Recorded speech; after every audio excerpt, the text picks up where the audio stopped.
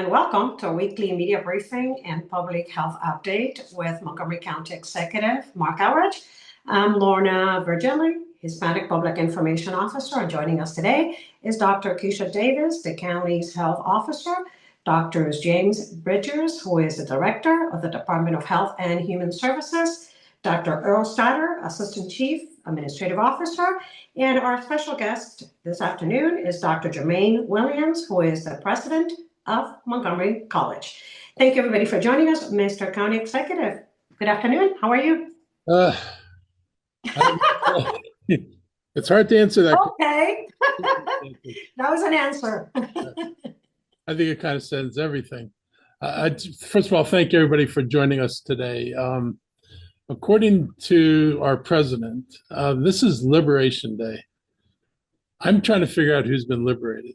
It seems that racists have been liberated, homophobes have been liberated, xenophobes have been liberated, climate deniers are liberated, vaccine deniers are liberated, and major corporations are liberated. Our corporate behemoths are being set free from regulations to protect communities from dangerous chemicals and environmental protections, any requirements to address climate change, any requirements to prevent employers from reverting to racist and sexist hiring policies, anything that controls, any of the controls that are meant to keep free and fair elections. Note, Musk actually is paying for votes, which I used to think was a violation of law. Apparently you can buy votes now.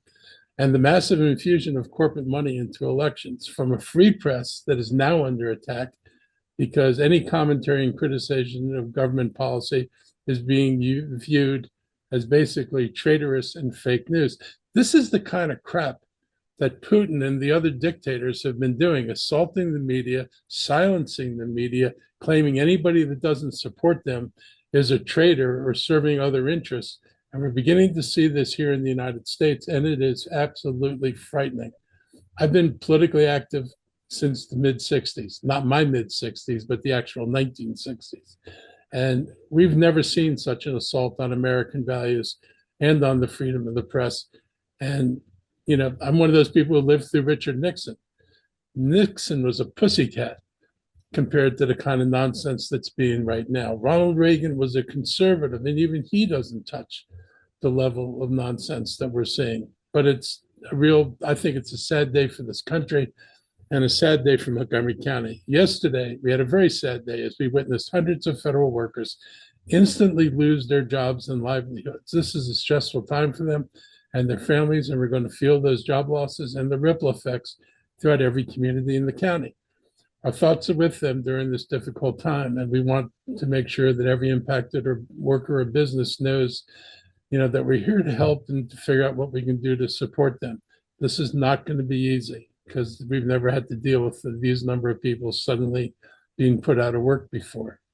At the beginning of the Trump administration, Montgomery County had 77,550 federal employees residing here, and we had about 48,400 jobs in the county.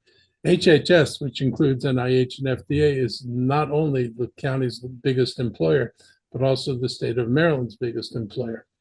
HHS last week projected it would lay off about 10,000 people, in addition to the 10,000 who took buyouts or retirement offers. Last week, HHS Secretary Kennedy announced NIH alone will see 1,200 layoffs. This is really an assault on research and the work being done by scientists to try to make life better for people. And I've said this before, you know, the main aim, you know, the people being fired are the victims. But the reason they're the victims is the federal government's determination to make sure that people don't get any understanding of what causes disease, what the environmental impacts of things are, and what the health impacts are of, you know, drugs and chemicals that are put into the environment. People are the collateral damage, because the only way to shut down that research is to get rid of the people doing the research.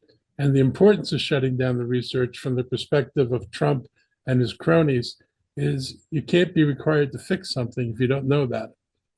So if we can make sure that scientific research isn't being done into what are the causes that might in fact lead to discovering that, I don't know, that lead is really bad for people and asbestos was really deadly and cigarettes were deadly. That's the kind of research they want to shut down because they want corporations to have a free hand to do what they want without regard what it does to the American people. It's pathetic and it's awful, but apparently it is what it is for the moment. Nationally, in January, 4,000 federal workers were laid off, and the number jumped to 22,000 in February. Labor Department statistics from the year so far end there, so we don't yet know what's happened in March, but these totals are sure to grow. And these numbers are not just federal employees. These figures don't include federal contractors and NGOs that have lost funds, contracts, and work. So we're still not getting the number from companies in Montgomery County and around the country that actually provided work to these federal agencies and are no longer doing that. Nor do these numbers account for all the businesses that serve the federal government, whether those companies are nearby restaurants or vendors. We continue to monitor the Maryland Department of Labor's work adjustment and retraining notification site for March.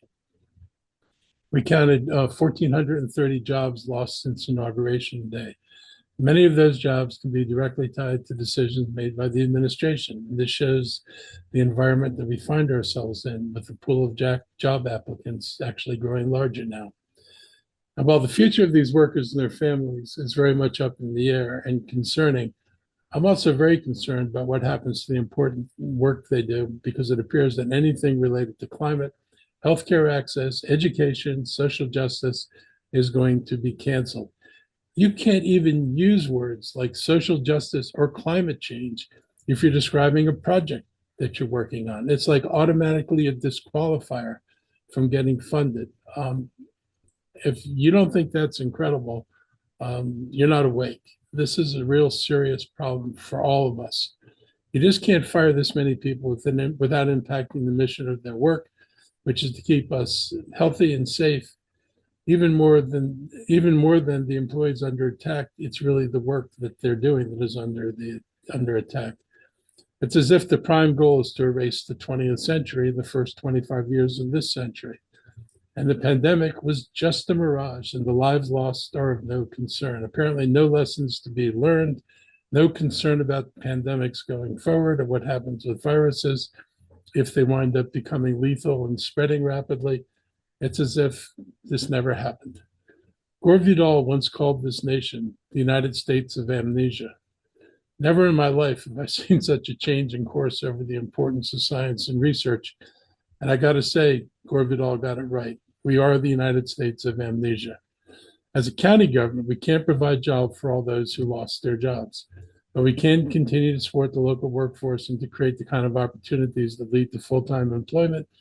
Initial analysis of the job market, both in size and type of jobs, does not augur well for the people who are now be seeking new jobs. That is one reason we worked with several partners to establish Mobilize Montgomery, which we launched last week. By visiting and registering mobilizemontgomery.com, impacted workers and businesses can learn about the latest opportunities to connect with area employers and to learn about webinars that could help them during these trying times. So far, we've had nearly 300 job seekers register with Mobilize Montgomery in just the first week. On Monday, we hosted Open for Business procurement fair that was filled to capacity with businesses looking for new procurement opportunities in the county. I also visited with our restaurant and hospitality businesses at Moco Eats and Beverage Showcase that was hosted by Visit Montgomery.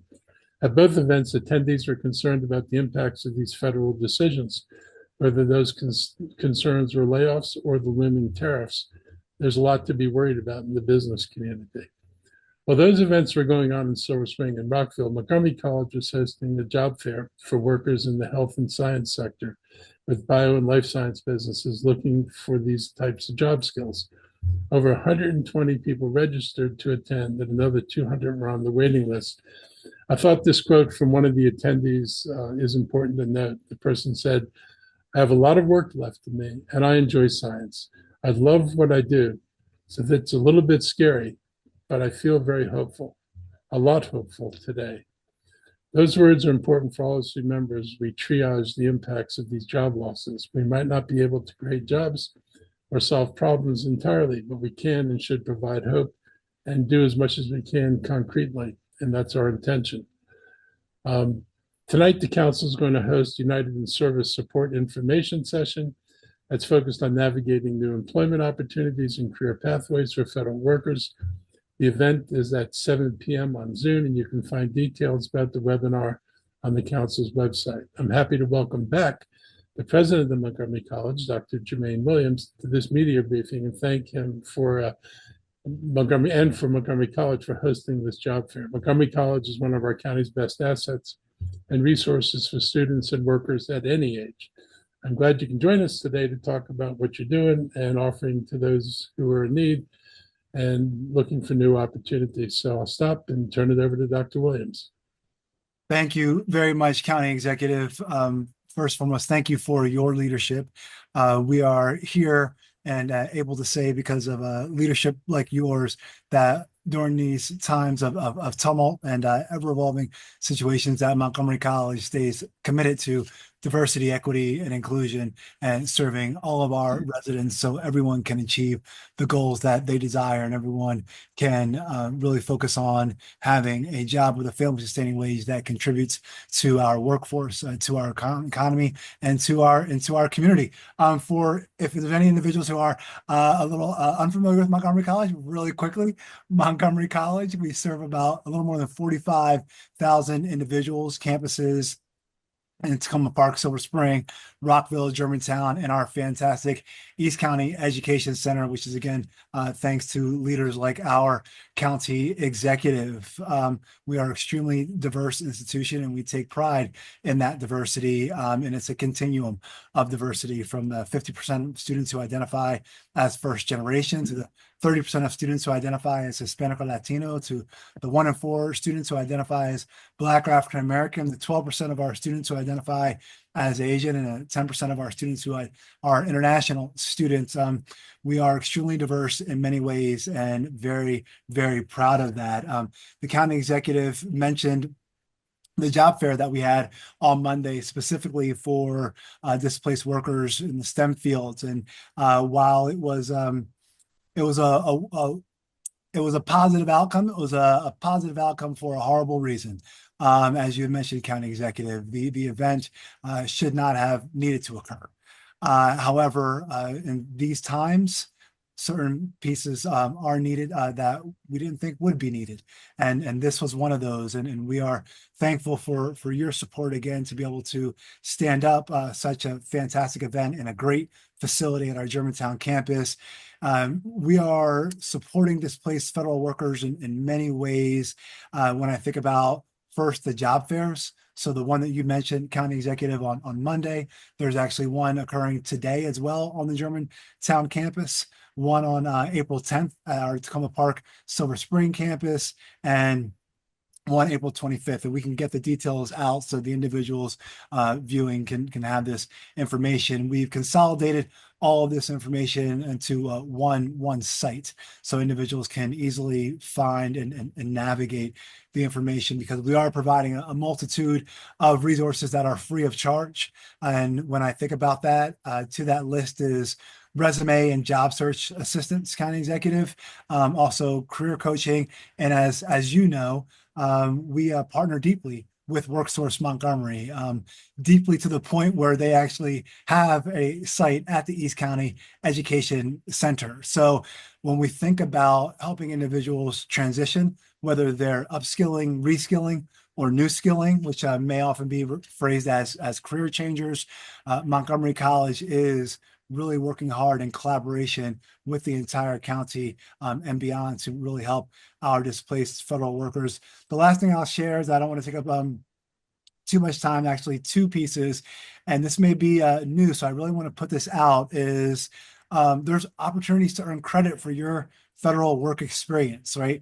Our jargon for that is credit for prior learning. It's a real thing, but it's a real kind of higher ed jargon. So it's a way to convert professional experience, military training, or certifications into college credit. This helps you save time and money, really by acquiring courses essentially because you've taken those courses in the real world. So please know when you're engaging with Montgomery College, there is that opportunity as well. And the last thing I will say, County Executive, is just highlighting our fast track training for in-demand careers. So when we think about the opportunities that we have around information technology and cybersecurity, we have certifications in IT, cloud computing, and cybersecurity, CompTIA security, AWS cloud, healthcare and public health, certifications in medical billing, health IT, and patient care, project management and business operations. So, there's PMI, Lean Six Sigma.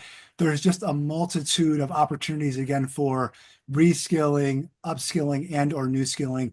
Montgomery College wants to continue to be the community's college, and we are very serious, as we are about all of our efforts with supporting our displaced federal workers. And I appreciate, again, County Executive, your leadership and the opportunity to share a little bit today. So thank you.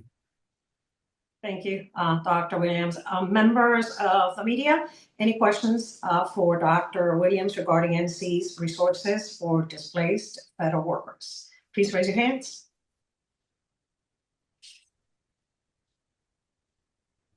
No questions for Dr. Williams this afternoon?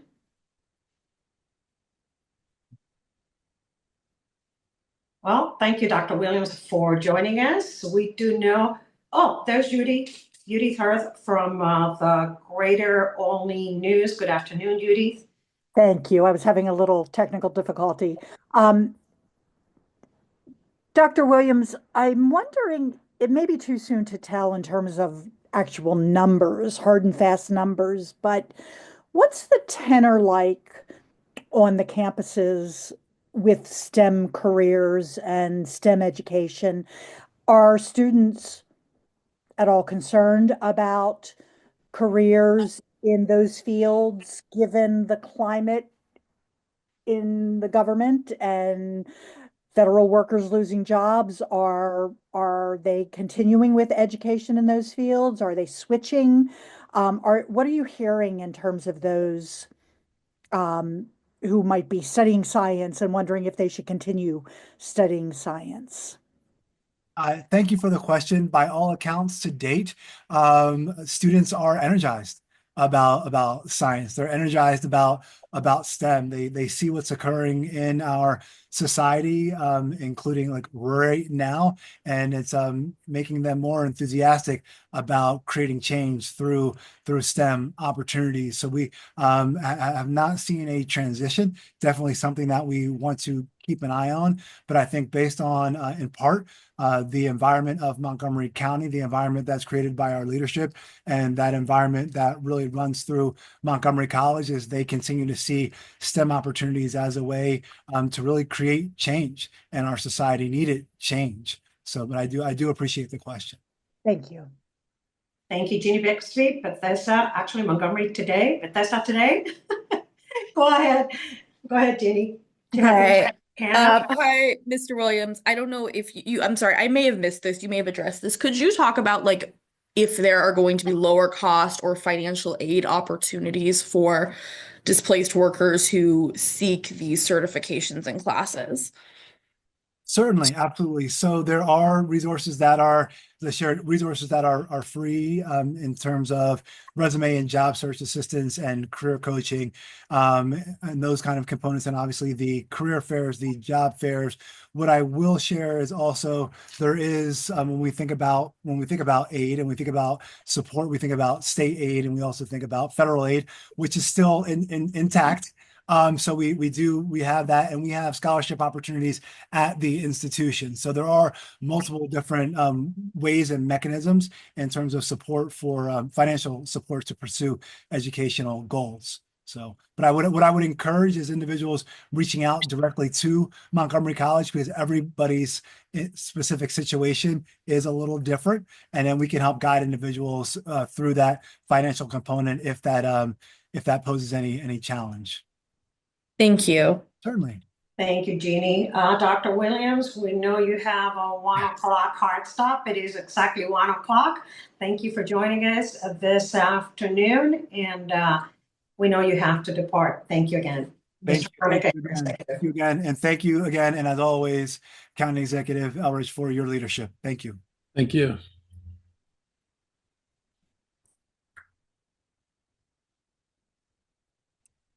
Mr. County Executive, other topics. So next thing I want to talk about is Bill 225 before the County Council on converting empty office space into housing. I'm very concerned about the way this bill has shaped itself, and I'm hoping the council will delay the vote and use that time to further explore issues related to this bill. We usually expedite legislation because we're dealing with something that needs immediate attention. There is no urgency for the hurried consideration of the bill. There's nothing happened, nothing that's going to be built or not built if this bill is delayed another month or two to have the kind of discussions it warrants. This is a corporate giveaway. There's no other way to put it than that. Coming at a time when county resources are constrained and may face more limitations coming from our president. Giving away money to millionaires can only lead to cuts to services for residents or pressure to raise taxes on them. We should not be cavalier about giving away money.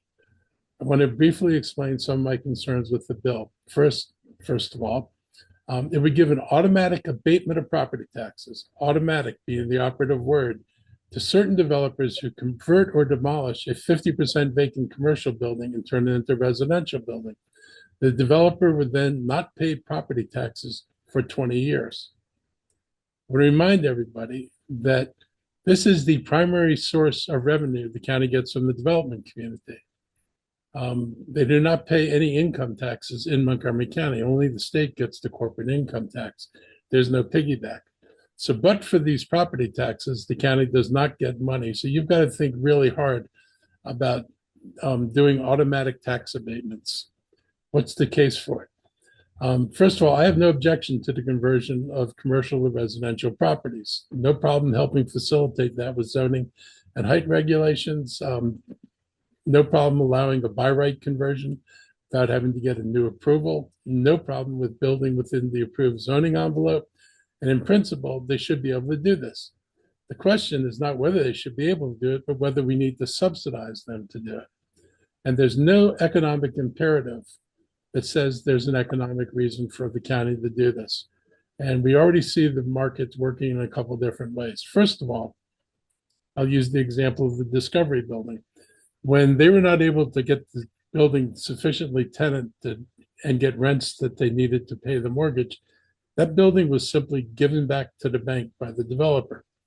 Developer pays no penalty, is not on the hook for the unpaid mortgage, unlike we would be if we didn't pay the mortgages on our houses. And they were able to walk away from buildings. And this is not the only developer who's walked away from a building and just leave the keys with the bank. When the bank gets the building, what normally happens is they try to find a new tenant. And the advantage they have over the previous landowner is that they don't have a mortgage to the bank that they have to pay. So they can put the building on the market at prices that will actually get the building filled. Whereas the previous owner, if he did that, would still not be able to make the mortgage. So I get why they walked away from the buildings. It's nice to be able to do it without penalty. Developers that have done this, by the way, have been very quickly able to do other developments. You know, this isn't held as a black mark against them. And again, it's not the only building in Montgomery County that did that. The second thing that happens is you don't walk away from the building, but you yourself sell the building to a buyer at a reduced price. And there are examples of that in Montgomery County of projects in downtown Bethesda being sold to somebody else at an incredibly reduced price. But at a price that the buyer knows they can find tenants who would be able to rent it, whereas the owner could not get rents that would support the mortgage. So there are two ways that people can get out of their properties and at the same time go to somebody else to develop or use those properties, and that has no cost to the taxpayer. Third, now here's an example of a conversion. And this, take this picture, it's a real thing.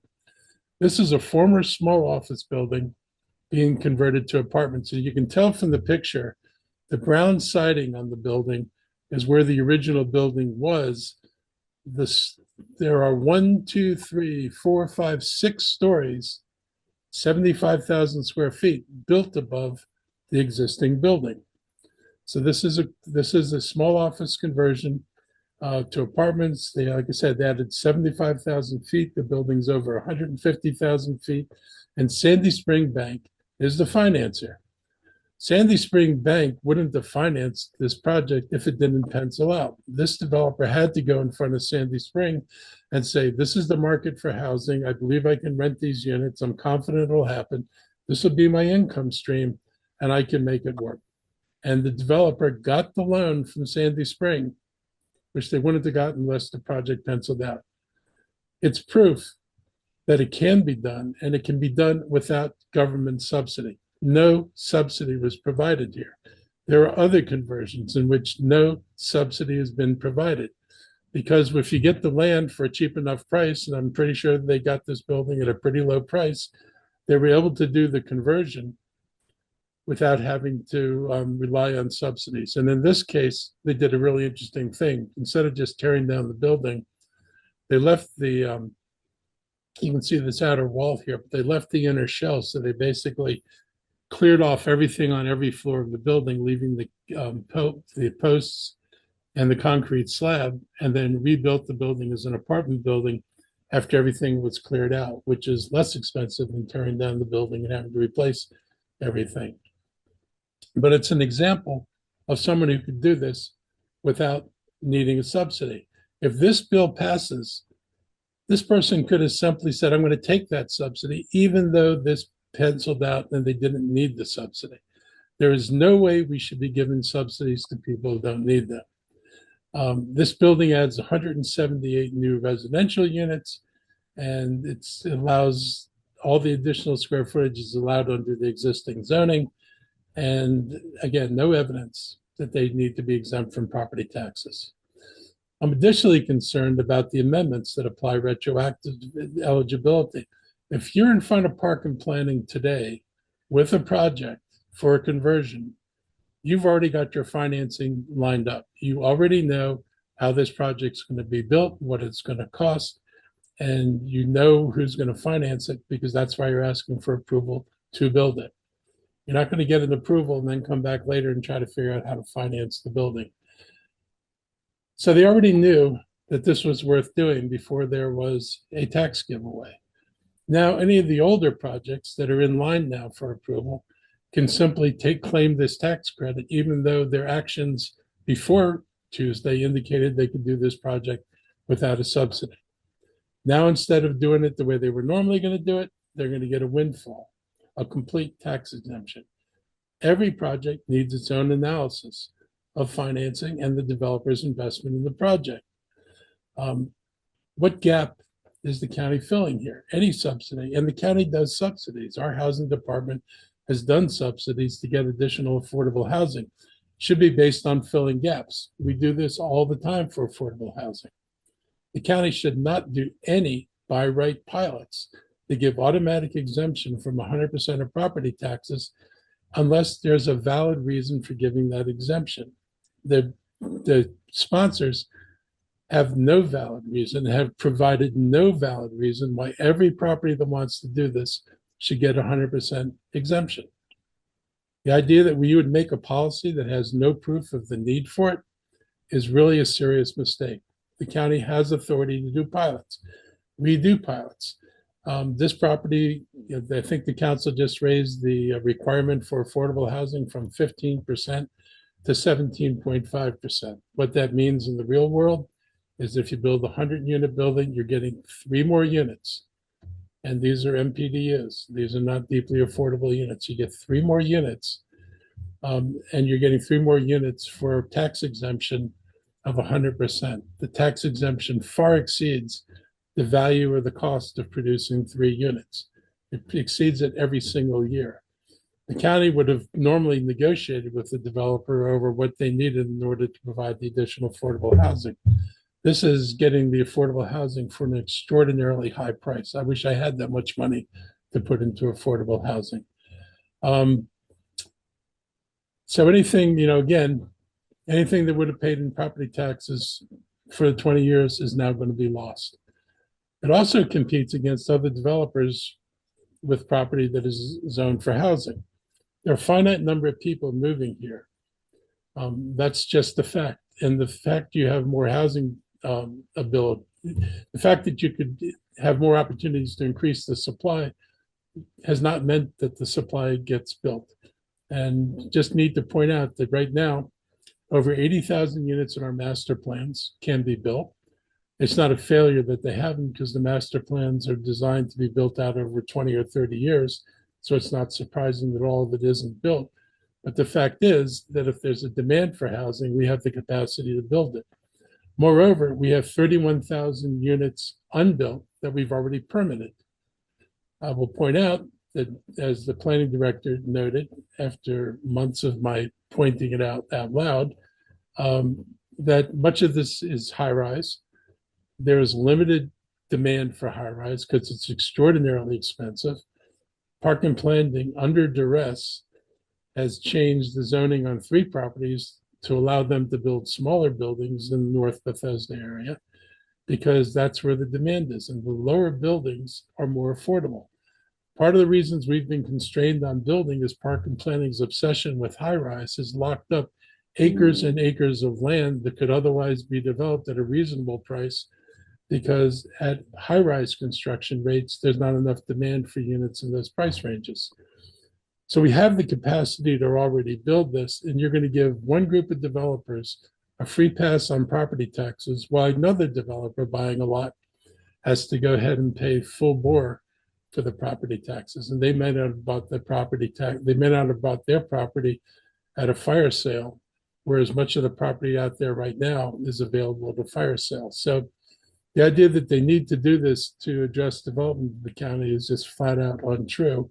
The potential's there. We just need zoning for housing in the price ranges to be able to do that. And we need to correct the zoning we've put in place that is probably not appropriate. So if you add a 200-unit building converted to the building supply, it simply reduces demand for those 200 units that would otherwise be built somewhere else. It's not like just zoning has produced housing. If that were true, we wouldn't have the housing issues we have in the county today. We are zoned for plenty.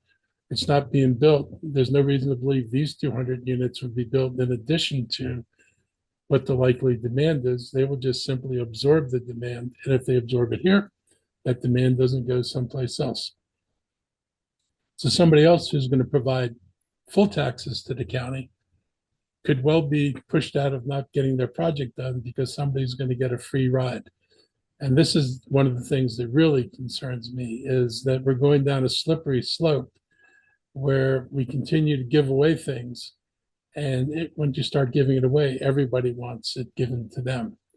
It's not fair to the developers who are currently building housing and paying property taxes. And if you're not going to tax one group of developers for producing market rate housing, how do you justify taxing any of them? This is the thing I worry about. Since we already have some developers claiming that the county needs to subsidize market rate housing, and I've heard this from them, this is not helpful. There's no reason for the county to be subsidizing market rate housing. And this just puts us on the path of subsidizing something that doesn't need it. Council's continuing earlier trends of reducing tax revenue from developers, as we've done with the growth in infrastructure policy and years of reducing impact taxes. All of that's meant that residents wind up paying more because developers pay less. This is a simple math equation. If you've got a certain objective you need to raise, and one participant, the developers, contribute less, the only way to raise that money is to raise the money on taxpayers. And we've done this enough. And we need to stop making this the go-to solution. And that means the residents will wind up paying more. And I've said this before, we've already run the race to the bottom. This county has been in a race to the bottom for a while. While places like Fairfax, Virginia have taxes on commercial property that are 50% higher than ours, we listen to council members talk about the need to be competitive and we must lower our taxes. Our taxes are already lower. There is no place in the Washington region that has lower commercial property taxes than Montgomery County does. None, zero. In fact, DC actually has the most highest taxes in DC region. Their taxes on commercial property worth over $10 million is $1.89. Our taxes are $1.04 right now. So this is a real problem. And as I said this before, we've already won the race to the bottom, and we haven't won any prize for getting there. Despite being the lowest commercial taxes in the region, it doesn't produce jobs, and we need jobs to drive housing growth. We've got other problems with housing growth that have nothing to do with the taxes in this county. It has everything to do with the lack of jobs in this county. And that's something we need to address, and we need to be willing to make the investments like Virginia did that actually allowed them to attract more jobs. Frankly, the actual best outcome for commercial buildings would be that they be re-tenanted with businesses.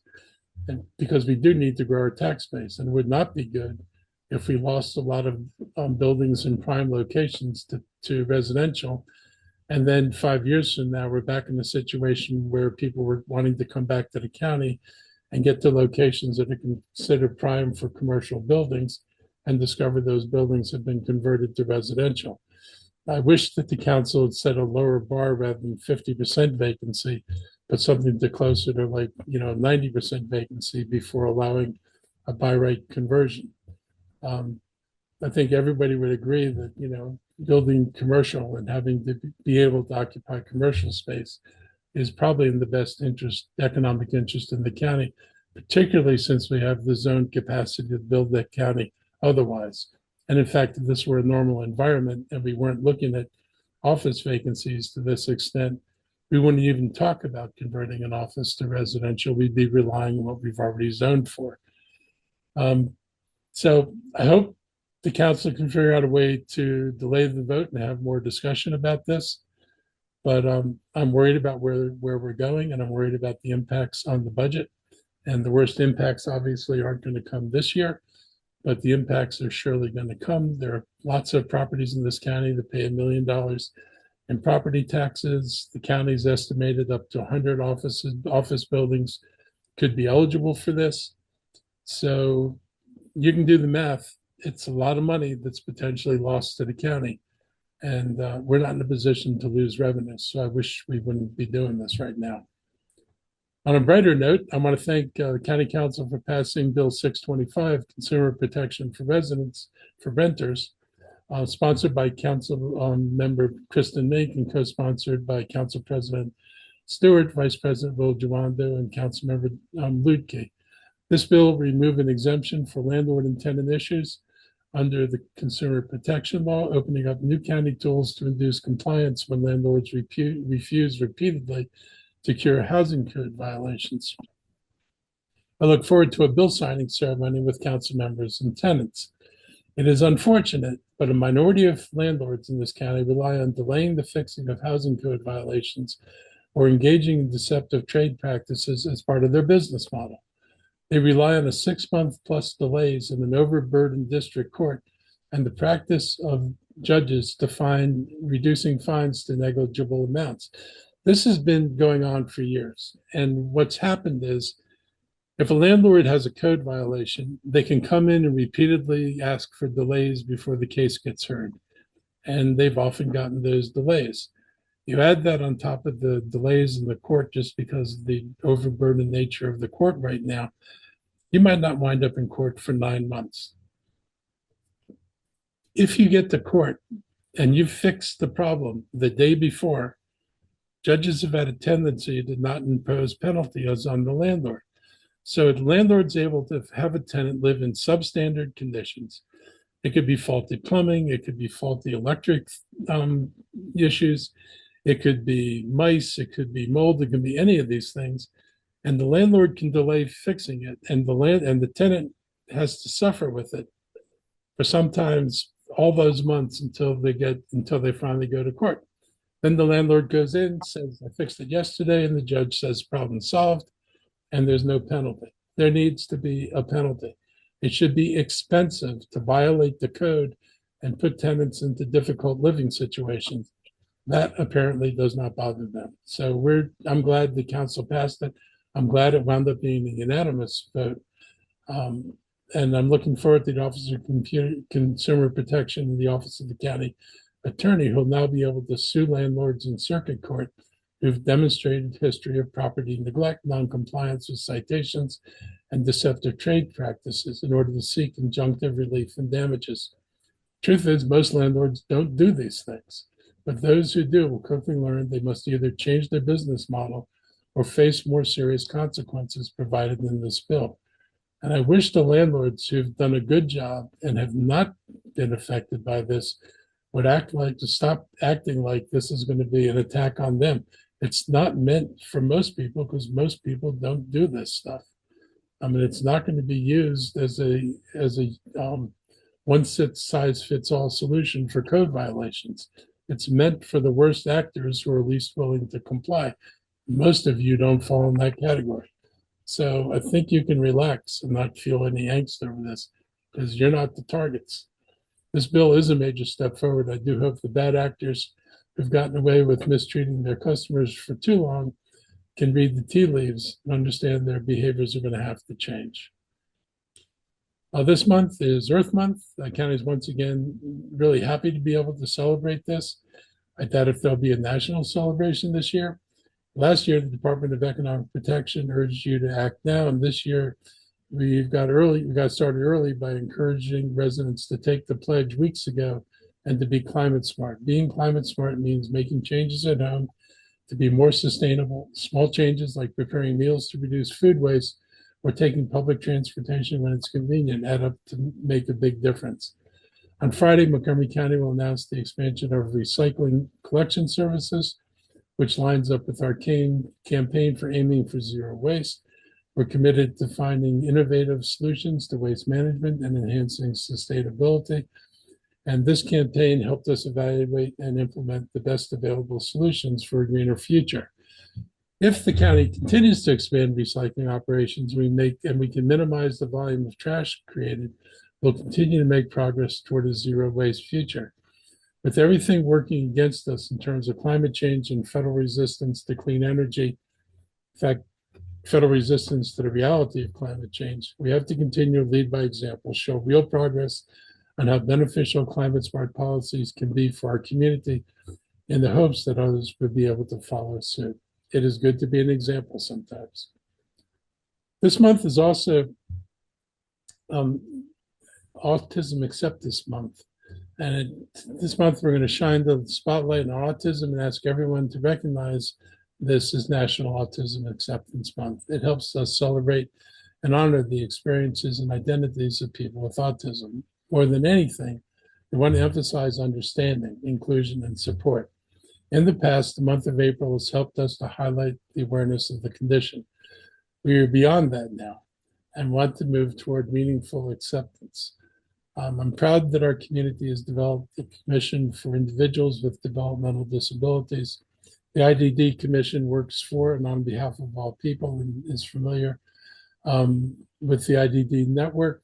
And our school system is home to the Comprehensive Autism Preschool Program, which begins with children as young as 3 years old. And focus is increasingly on language, learning, and adaptive skills, and preparing them for success in school and life.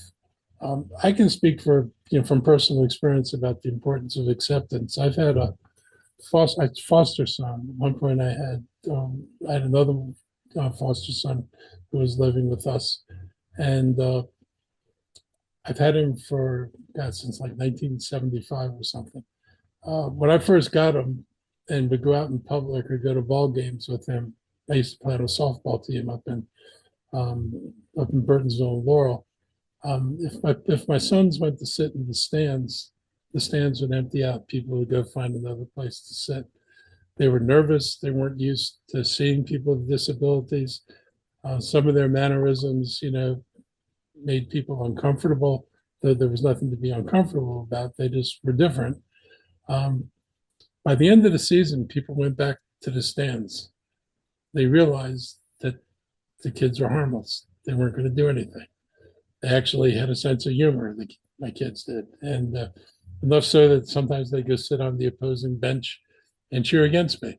So I knew my kids had a sense of humor and can deal with it.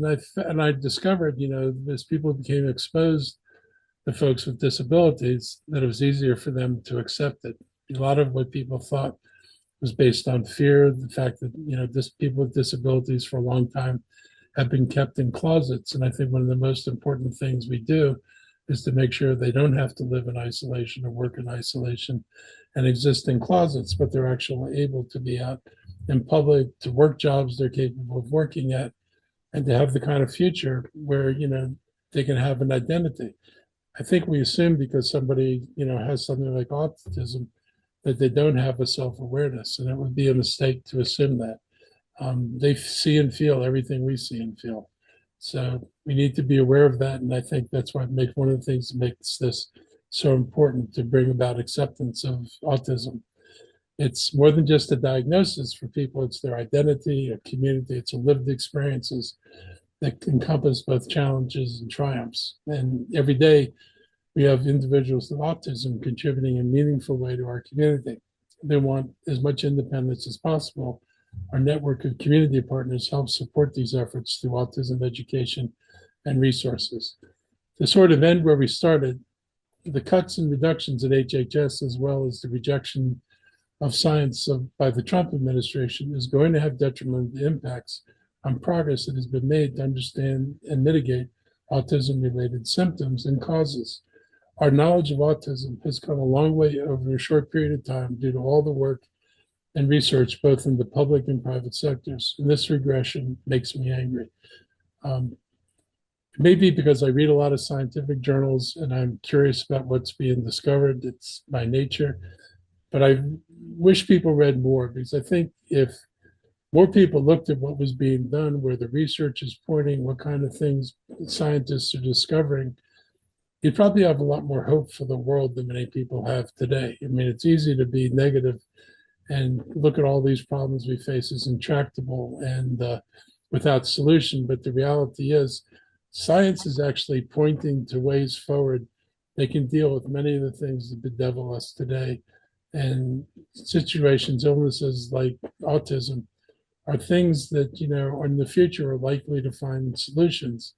And that's why research and all the work that people like NIH and, companies that work on cures directly, it's why all that stuff's important and why it's going to be a real tragedy to lose that.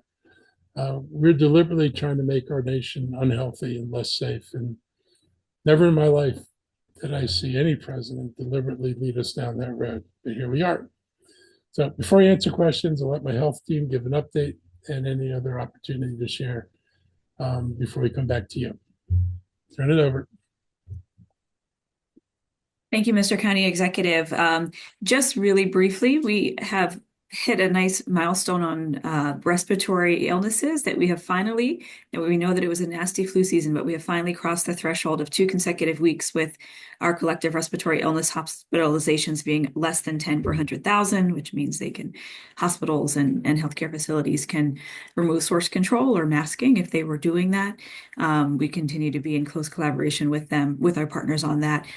Just as respiratory season is ending, allergy season is beginning, and so the sneezes and coughs that were from the colds are being traded for sneezes and coughs and runny noses from allergies. So, but there is a little bit of overlap. So if you have a little bit of a fever, don't rule out a little bit of lingering cold. I do just want to recognize, especially in light of today being Autism Awareness Day, and we talk a lot about the importance of vaccines, and the MMR vaccine has brought concern around risks of autism, and just want to reiterate that there has been no proven link between MMR or any other vaccines and autism or autism spectrum disorders. That myth has been busted many, many times through many, many studies. And again, want to offer, there is very much safety, lots of safety amongst vaccines, and the risks that we see by not getting a vaccine far exceed the risk of getting one. So want to put that public service announcement out there again as a reminder. And I will turn to Dr. Bridgers.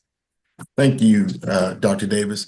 One note, Mr. County Executive, thank you again for all the work that you continue to do in supporting those individuals who are at risk or who have lost their jobs at the federal level the Department of Health and Human Services continues to work collaboratively with our Office of Human Resources and partners such as nonprofit Montgomery and WorkSource Montgomery to host job fairs and to really look at our vacancies to help complement and support some of those who are in need. So I wanted to say a word of thanks to you this morning, this afternoon, for your efforts in that space. And I'll turn it over to Dr. Stoddard. Yes. No updates. I just want to be here for any questions that might happen. Okay, thank you very much. Members of the media, any questions for the county executive and or the county officials? Jeannie Bixby, if that's up today, go ahead, Jeannie. Hi, Mark. On the coming back to the topic of taxes and tax credits, the council passed a homeowners tax credit expansion yesterday. What are your thoughts on that? Are you going to sign this? I have not seen what they passed yet. So, I mean, we're looking, I'm not sure. So can you tell me what they passed and I'll tell you what my thoughts are. So it's an expansion to the county supplement to the state program for homeowners. So it expands the income, the income that you have, the low income that you have to be at has been increased by the council. Yeah. Yeah, I thought you were talking like an income tax or something. That's not a problem. That's all you have to say. Not a problem. Okay, thank you. Thank you, Jeannie. Marianne Shastad, Montgomery Community Media. Good afternoon, Marianne. Good afternoon. Thank you. On the layoffs that happened yesterday, is the county able to have any estimate on how many county residents lost their jobs yesterday? I think it's going to take a couple of days before we get that. I don't know. I don't think anybody knows how many were actual county residents out of the people who lost their jobs because they don't provide information. At least they haven't provided information as of this morning about, the residents of the people who were laid off. I don't know if the federal government has to comply with what the private sector does, where they have to notify us of job losses in our state. So I don't know that for sure yet. But thank we'll you. get those numbers because I think the last numbers I saw as of this morning were numbers that came from the end of February. Got it. Thank you so much. Thank you, Marianne. Members of the media, any other questions this afternoon? No more questions? Going once? Twice? I guess not. Well, thank you very much for joining us. Stay safe and we'll see you next time. Have a great afternoon.